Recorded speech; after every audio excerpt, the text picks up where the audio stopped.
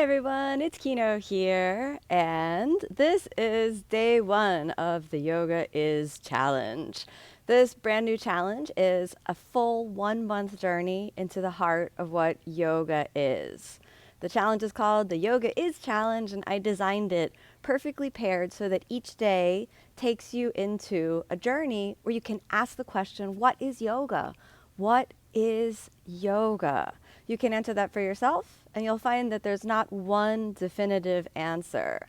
This question of what yoga really is at the heart of what keeps you coming back to your mat. So here we are on a brand new day, starting a brand new challenge, and I want to encourage you to jump in to the practice with an open heart, to continue to ask yourself this question of what yoga really is. So day 1, we're starting off with yoga is commitment. And this is something that I find is really important when you're beginning the journey of yoga. You want to commit yourself to the practice. And commitment, ideally, is not something that comes from kind of an intellectual idea, as though you say, I want to commit to yoga.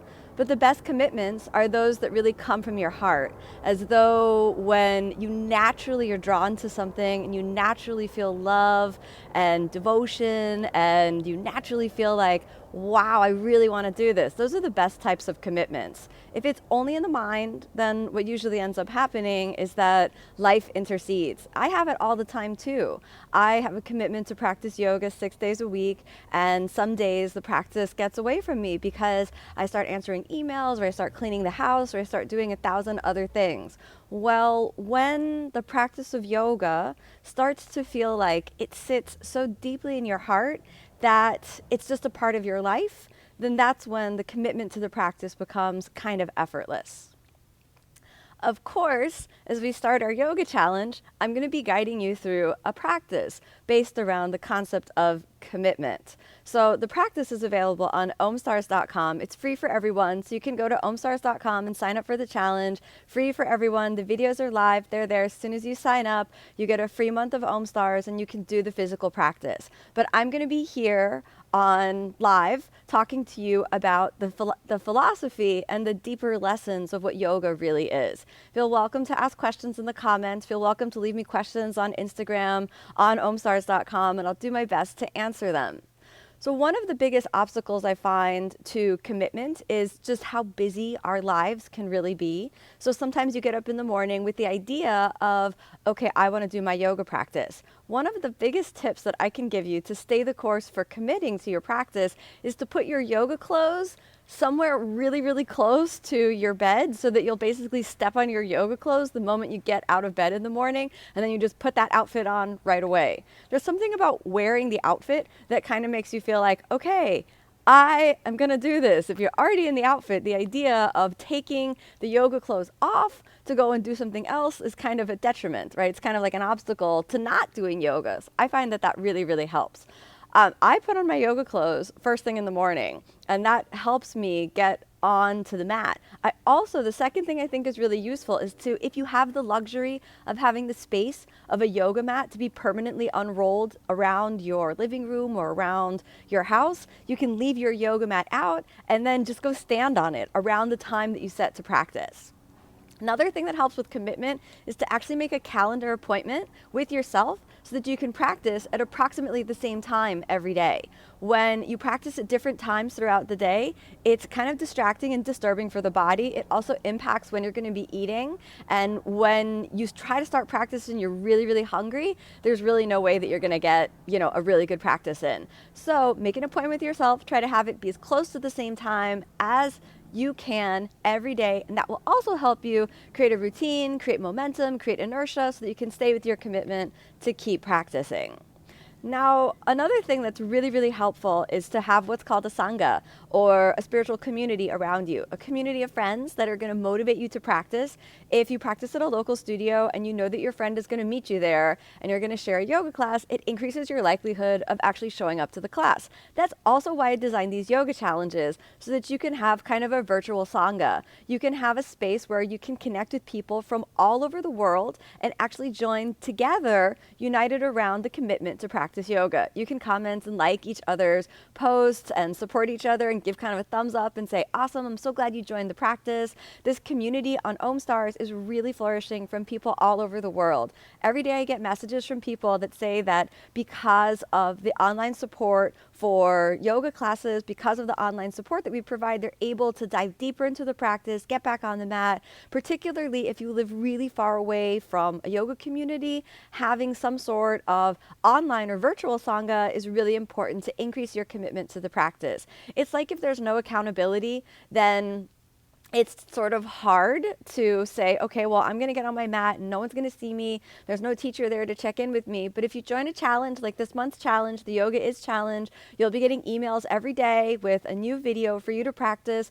I'll be writing a blog every day about the theme of the day. So you'll be able to really feel like you're part of something. And that makes you just that little bit more inspired to get on the mat and practice. All right. Yoga is a practice. And when you commit to the practice, again, that's just such an important and integral part of the essence of what it means to do yoga. You don't need to be particularly strong, flexible. You don't need to be any particular age, size, shape, or anything like that to practice. All the poses are modifiable and adjustable according to your own body, according to where you are in terms of your life. The last thing that I want to say about commitment is that sometimes people feel like they have to do it all or nothing. And this type of thinking is called all or nothing thinking. And it's really actually a detriment to actually committing to doing the work of what yoga practice really is. When you engage in all or nothing thinking, you say to yourself, I'm either going to do this entire big, huge practice or I'm going to do nothing at all. So I would encourage you to let that go. I always like to say that you can get on the mat for as little as 5 minutes a day, and that can make a difference. Continuity is more important to your commitment than trying to bust out a big 1 hour, 2 hour, 3 hour yogathon once a week. So if you're joining the challenge, you're not able to complete the video, that's okay. Commit to yourself that you'll do at least the first 5 minutes of practice every day. Get on the mat. That's all that matters. It doesn't need to be your best yoga practice ever. For example, I committed to myself that I was going to practice today. This is the first day of the challenge, and I wanted to do my own practice too. So here I am practicing, and I gotta say, today's practice was really tight and heavy, and I just felt super low energy. It might have been the vegan pizza I ate last night, but we can't exactly say for sure. But I just felt so stiff and heavy and like I could hardly move, but I was still there practicing. And I used to, in the past, that would have left me feeling kind of defeated and feeling like, man, what's wrong? But now I've learned after over 20 years of practice that every time you get on the mat, that is a good practice. That's a good practice. It doesn't need to be your best practice ever, just that you're on the mat, you appreciate it, you give thanks for it, and you let it be enough. That in and of itself is a wonderful and beautiful lesson to understand that commitment isn't all or nothing. It's not like you're going to do it all or you may as well just quit right now. A little bit every day goes a long way. I like to think of the practice as a daily ritual, something that really gets integrated so deeply into the fabric of your being that you just don't question anymore whether or not you're going to do the practice. I like to say that it's a little bit like brushing your teeth. I would imagine that every single one of you has brushed your teeth this morning. If not, you should go do it right now. And then also that we'll probably also brush our teeth, hopefully, and maybe floss too, this evening before bed.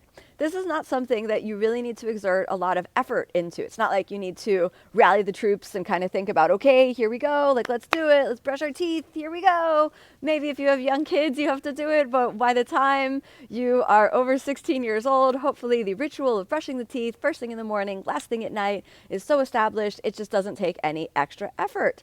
Well, if your yoga practice is a daily ritual just like that, it's a new habit, it's a new kind of formation in the pattern of your life, and then your commitment to the practice will be effortless and easy, just like brushing the teeth.